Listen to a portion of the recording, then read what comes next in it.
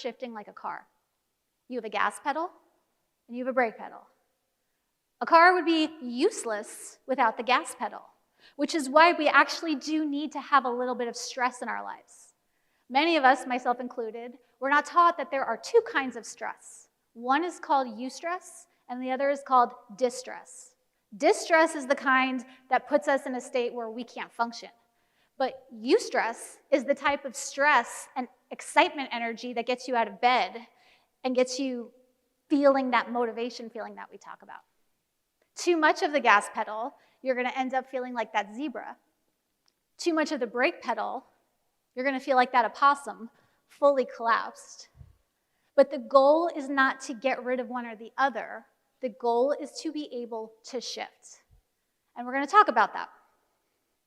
But while we're talking about shifting, it's helpful to also keep in mind that the human brain is not like an automatic transmission. Show of hands, who in here knows how to drive a stick? Awesome. I've been in rooms where it's nobody. Okay, so just shout out the answer to this. What happens if I'm going 90 miles an hour in fifth and I shift directly to 20 in first? Yes, right? It's bad. What happens? Yeah, you blow your transmission, destroy the car, right? If you're driving a stick, you would never expect to be able to go from 90 miles an hour in fifth to 20 in first.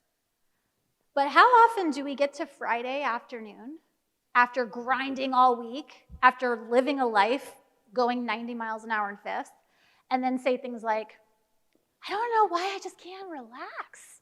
My week is over. I gotta grab the wine or whatever, right? We give ourselves first gear expectations for a fifth gear brain state, and that doesn't work, right? If you drive a car, you know that. You have to shift. You have to work your way from fifth to first. But our brains work in exactly the same way. Has anyone in here ever felt the Sunday scaries?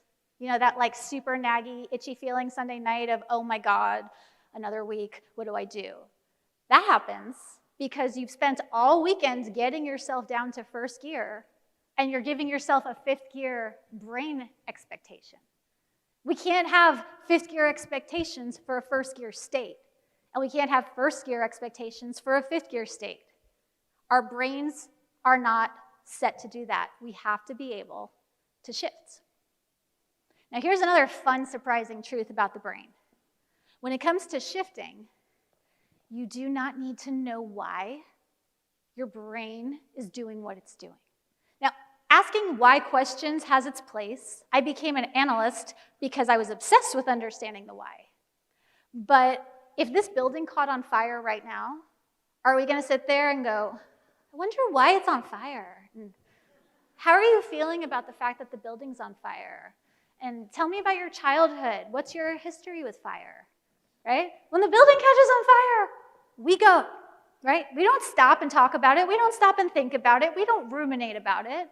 And it's not because the why doesn't matter. It's because when you're stuck with whatever your thing is, from bedtime procrastination to suicidal depression, when you're in that moment of stuckness, you don't need to know why to get yourself moving. Why is probably the most misunderstood question. I get asked it all day. Well, why is this like this, and why am I like this? I can answer that. I could get out a whiteboard, and I could diagram out exactly how point A led to point B. And again, in some cases, that's useful. But not at the starting gate. When the building's on fire, you get out. When your brain is on fire, you have to shift.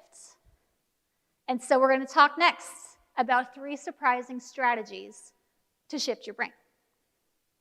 Surprising strategy 1 is not mindset-based. You will not hear me tell you to think positive, but you will hear me say, get some lemons and an ice pack. Has anyone ever heard this little trick before? It's, again, one of those things that's so stupidly easy.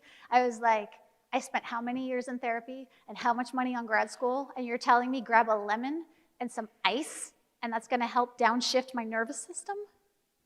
And the answer is yes. Now again, this is not a fix-it. This is not a cure-all. This strategy is designed to help your brain downshift if it's too high, or upshift if it's too low. So how does this work?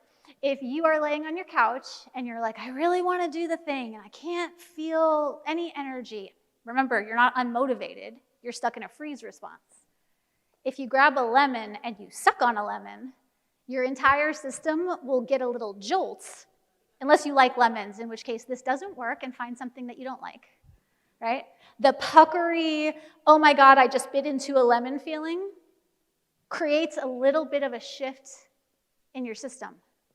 And remember that when your system can shift, the safety team will settle down and you can make decisions. The ice pack is another funny one. You'd be shocked on Zoom meetings how many people are sitting there with ice packs shoved down their shirts and in their laps. Because being cold, like really cold, is one of the most effective ways to downshift or upshift a nervous system that's stuck. So ice cold showers gets this job done. Keeping gel ice packs in your freezer and just getting them on your face. If you don't like that, you can put cold water on your hands. One of my favorite, if you're having what we used to call a panic attack, but what we now know is a lion attack, hold onto a piece of ice and just watch it melt. It's like really uncomfortable and fairly unpleasant. But again, the goal is not to be happy. The goal is to be able to shift what's going on in our brains so that we can get back to our sense of choice instead of feeling like we're lost and out of control.